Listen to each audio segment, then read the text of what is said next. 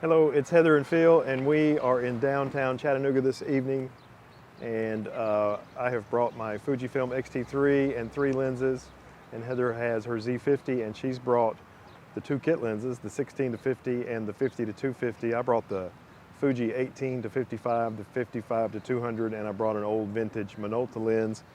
And this is the day that the time changed, so it stays light until pretty late.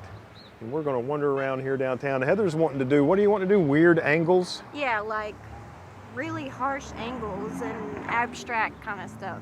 Okay, so she's going to do some of that, and I may do some slow motion street videography, or I may do some street photography. I really don't know. We'll see what I can come up with, and let's get started now. You want to? Mm-hmm.